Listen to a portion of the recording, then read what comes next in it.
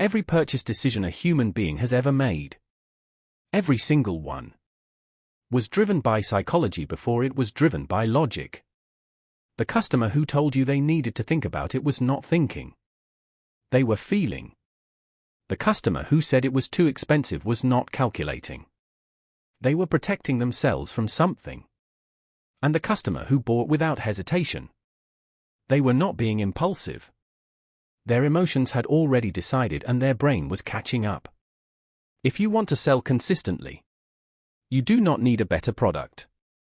You need to understand what is happening inside the buyer's mind before they open their wallet. That is what today's lesson is about. Before we go into the specific triggers, understand the model. Every buying decision moves through 3 stages.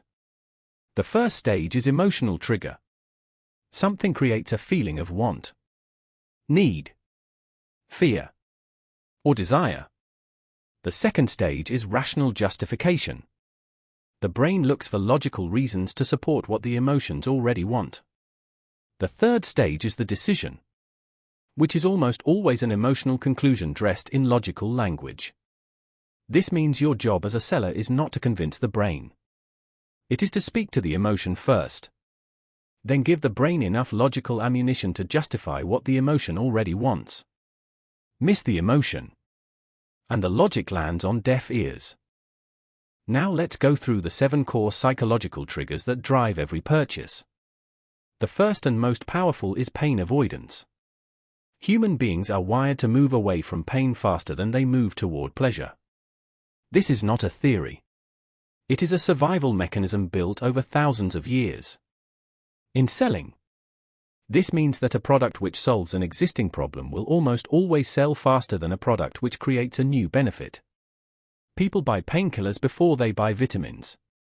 If your product removes a frustration, eliminates a risk, or solves a problem the buyer is actively experiencing, lead with that. Name the pain out loud before you name the solution. When a buyer hears their exact problem described accurately, they feel understood. And a buyer who feels understood is already halfway to yes. The second trigger is desire for gain. While pain avoidance is the most powerful motivator, desire for gain is a close second and works best when the pain is not immediately obvious. People want more. More money. More status. More time. More comfort. More respect. More freedom. When your product delivers a clear and believable gain in any of these areas, it becomes desirable. The key word is believable. The gain must feel achievable to the specific person you are selling to. Overselling, promising an outcome that feels unrealistic, destroys trust instantly. Underselling, not clearly communicating the gain, leaves money on the table. Your pitch must paint a vivid picture of the gain, grounded in reality, specific enough to feel personal. The third trigger is social proof. Human beings are deeply tribal. When we are uncertain about a decision, we look at what other people are doing and use that as our guide. This is not weakness. It is hardwired social behavior that kept communities safe for millennia. In selling, social proof means showing the buyer that other people, ideally people like them, have already made this decision and benefited from it.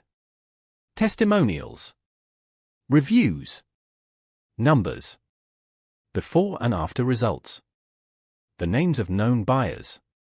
Even a simple statement like, "This is our most popular option," activates social proof. The more specific your proof is, the more powerful it becomes. A vague testimonial like, "Great product that does almost nothing." A specific one like, "I used this and my revenue went from $1,200 to $2,400 in 6 weeks." Does everything.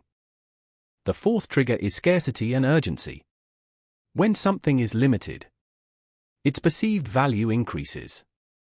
When a deadline exists, the cost of inaction becomes real. These two forces combined push buyers off the fence faster than almost anything else. But here is the critical rule. Scarcity and urgency must be real. Manufactured scarcity that the buyer can see through destroys trust permanently. If you say only 5 units left but the buyer checks tomorrow and there are still 5, you have lost them. Real scarcity. Limited stock. Limited spots. A genuine deadline. Real urgency. A price that genuinely increases after a date. A bonus that genuinely disappears. Use these tools honestly and they are among the most powerful in selling. Use them dishonestly and your reputation becomes your biggest obstacle. The 5th trigger is authority. People buy from those they perceive as credible and knowledgeable. A doctor recommending a product carries more weight than a stranger on the street recommending the same product. The product did not change. The authority behind it did. As a seller, you must build and demonstrate authority in your space. This does not require a degree or a title. Authority comes from demonstrated knowledge, track record, consistency, and specificity. The seller who can explain exactly why their product works. The ingredients, the process, the mechanics, carries more authority than the seller who just says, "It's really good." Authority is built through content, through proof, through depth of knowledge displayed consistently over time. The channel you are building right now is an authority building machine. Every move you make is a deposit into your credibility account. The 6th trigger is liking and connection. People buy from people they like. This sounds simple, but it carries enormous weight. All other factors being equal, a buyer will choose the seller they feel a connection with over the one they don't. Connection is built through similarity, genuine interest in the buyer, warmth, and personality.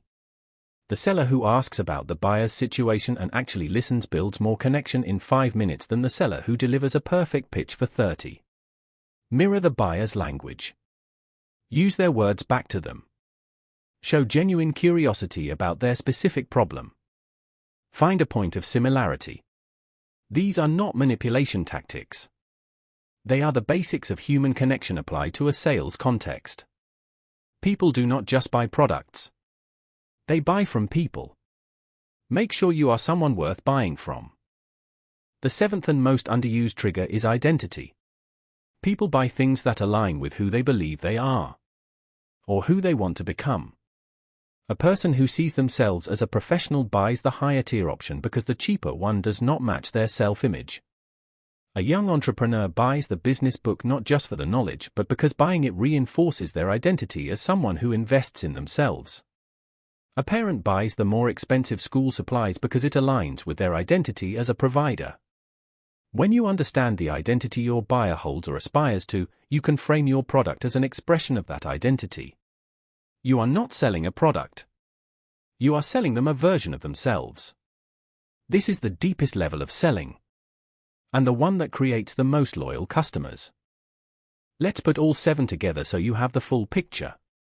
Pain avoidance. The most powerful. Move them away from a problem they feel right now. Desire for gain. Paint a vivid, believable outcome. Social proof. Show that others like them have already said yes. Scarcity and urgency. Make inaction costly, but keep it real. Authority. Demonstrate knowledge and track record. Liking and connection. Be a real person who genuinely listens. An identity. Show them that buying is an expression of who they are or want to be. No pitch needs to use all 7 at once. But every great sale activates at least 3. Start identifying which triggers your product naturally hits, and build your pitch around those. Now let's go deeper into something most sellers miss entirely. How buyers rationalize after the emotion has decided.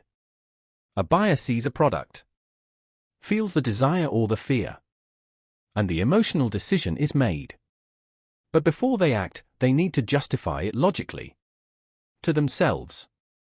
Sometimes to a spouse, a parent, a business partner. This is why giving your buyer logical ammunition is part of your job.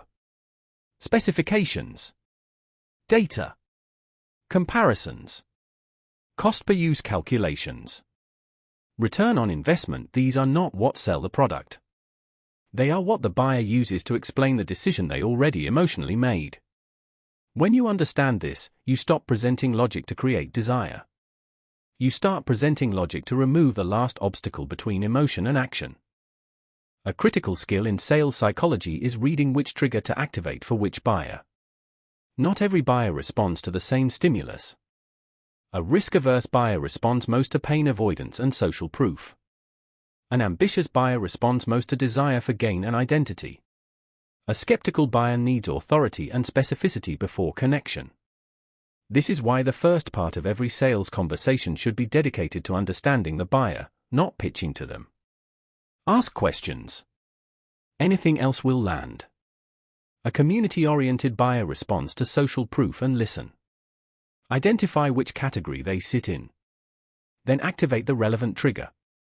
A pitch delivered to the wrong psychological driver is like using the wrong key on a lock. You have the right skills. You are just using them in the wrong place.